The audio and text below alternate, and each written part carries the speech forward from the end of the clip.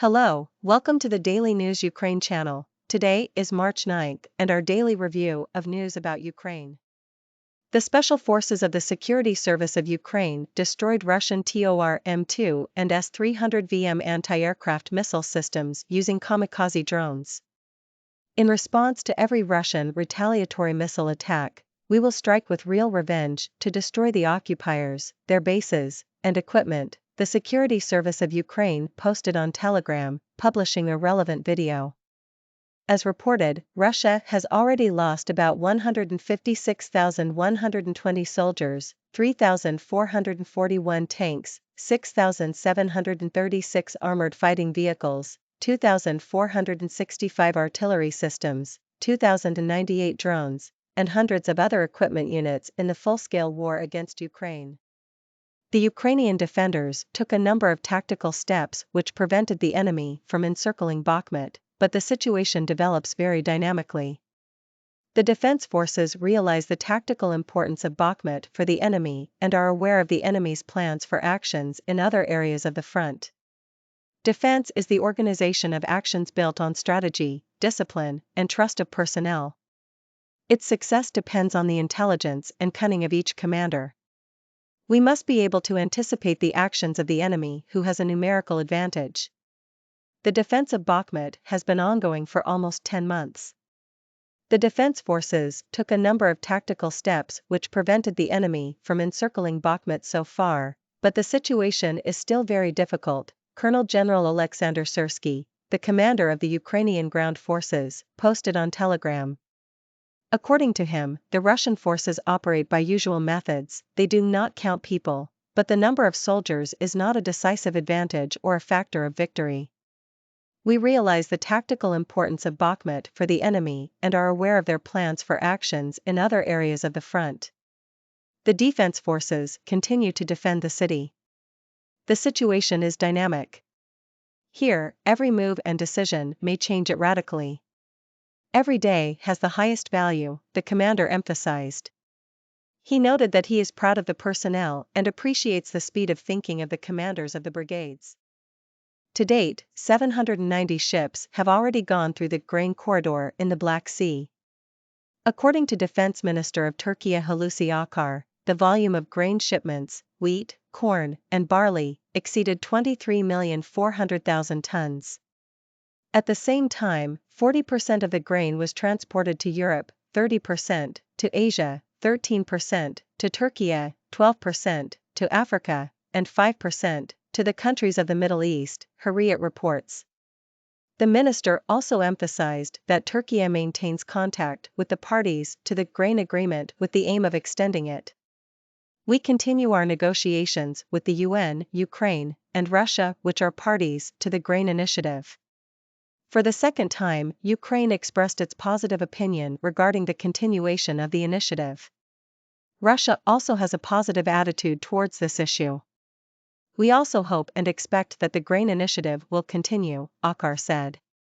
As reported, Ukraine, the United Nations, and Turkey agreed to extend the initiative for the safe transportation of agricultural products across the Black Sea for another 120 days in Istanbul on November 17, 2022.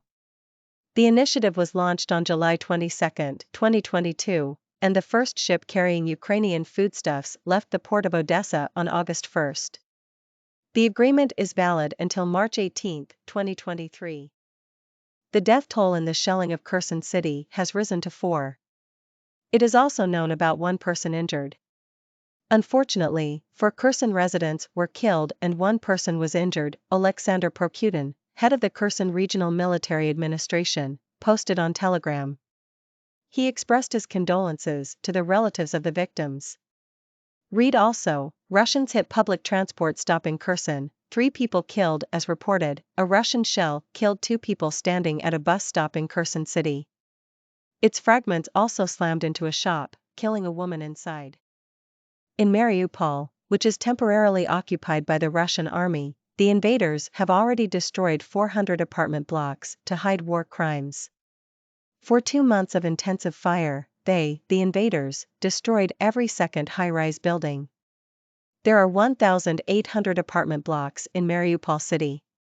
The terrorist state defined 934 buildings that are demolished now. They have already removed 400 such buildings, that is, they have hidden their war crimes, Mariupol Mayor Vadim Boychenko said during a briefing at Ukrinform news agency.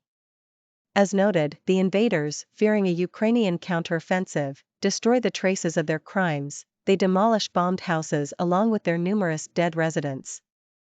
They work day and night, because they understand that we, the armed forces of Ukraine, are already approaching, that we will regain the city, that there will be a counteroffensive. And they prepare for this and clear away their war crimes. And it is necessary to understand that 50% of the city no longer exists, unfortunately. They are quickly clearing away traces of war crimes, Boychenko said. As reported, Russia's aggression caused one of the biggest humanitarian disasters in Mariupol. The city is almost 90% destroyed as a result of enemy shelling. The power supply to the Zaporizhzhia nuclear power plant has been restored. It is switching from diesel generators to receiving electricity from the unified energy system of Ukraine. Ukrenergo specialists restored the power supply to the Zaporizhzhia NPP, which was interrupted by today's missile strikes.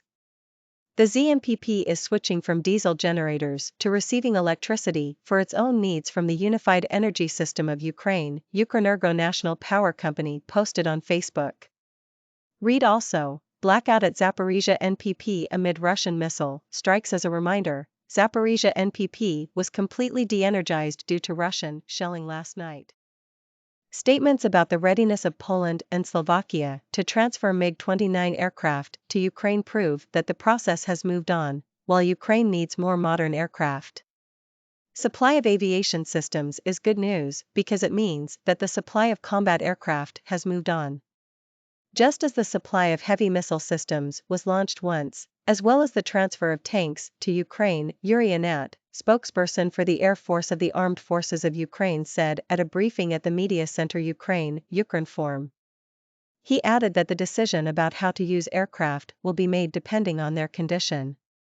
Any help with this type of equipment is certainly good news for us, as we will be able to strengthen our combat capability, the spokesperson noted.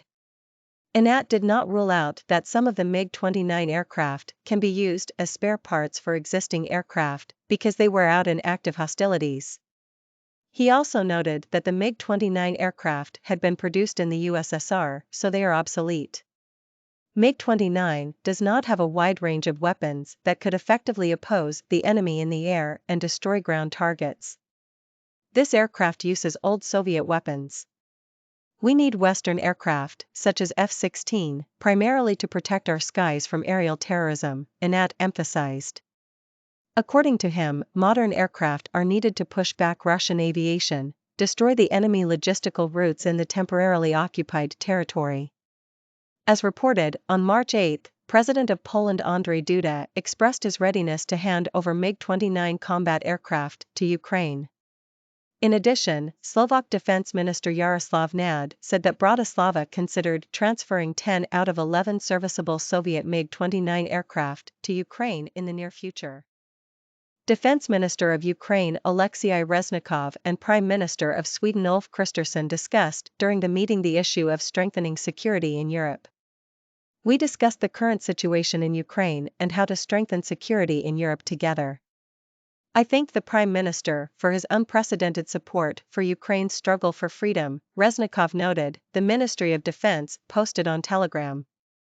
Script async src equals https://telegram.org/js/telegram widget.js 21 data telegram post equals ministry_of_defense_ua/6484 data width equals 100%/script. He also had meetings with Supreme Commander of the Swedish Armed Forces General Michael Biden and Minister for Foreign Affairs Tobias Billström.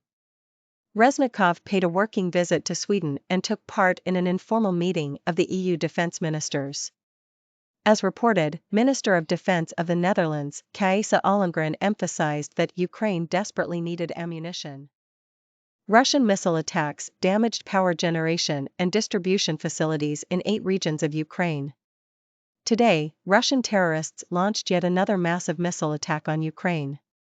The main strike was directed against Ukraine's energy system. They tried to destroy it again. And again, they failed, Prime Minister of Ukraine Denis Shmyhal posted on Telegram. According to the PM, the energy system remains intact. Temporary power outages are possible in some regions because generation and distribution facilities in 8 regions were damaged, Shmyhal noted. According to him, the energy headquarters and repair crews are working. Special attention is focused on the restoration of electricity supply in Kharkiv. Missile strikes also targeted civilian infrastructure. There are civilian casualties. The Russians must be punished for yet another crime, Shmyhal emphasized. He thanked the air defense forces and energy workers for their efforts.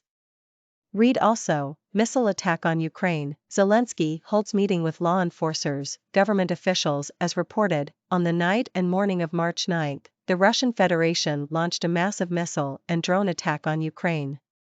The armed forces of Ukraine destroyed 34 out of 48 Russian Kh-101/Kh-555 and caliber cruise missiles. Ukrainian military personnel have completed training on Leopard 2 tanks in Poland. All Polish tanks of this type, which Warsaw intended to send to Kiev, 14 units, are already in Ukraine.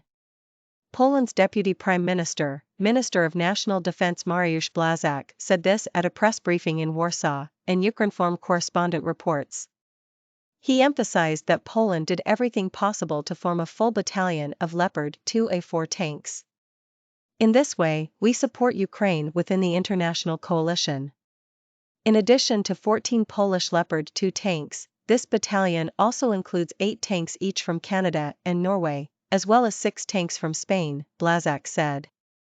Read also, Poland ready to hand over MiG-29 fighter jets to Ukraine. Duda he did not rule out that after his conversation with Spanish Minister of Defense Margarita Robles, Spain might transfer 4 additional Leopard 2 tanks to Ukraine. As reported, Poland sent nearly 250 T-72 tanks to Ukraine. In addition to 14 Leopard 2 tanks, Warsaw intends to transfer 60 more modernized T-72 and PT-91 tanks to Ukraine. Today we were talking about those news. Special forces destroy 2 Russian missile systems with kamikaze drones. Syrskyi, defense forces aware of enemy's plans in Bakhmut front. 790 ships have gone through grain corridor, Turkey says. Death toll in strike on bus stop in Kherson rises to 4. Invaders destroy 400 apartment blocks in Mariupol to hide war crimes, mayor. Power supply restored to ZNPP. Combat aircraft for Ukraine, Ihnat says process moves on. Reznikov, PM of Sweden, discussed strengthening security in Europe. PM, Russian missiles damage power generation facilities in 8 regions. Blaszczak, Ukraine already received 14 Leopard 2 tanks from Poland.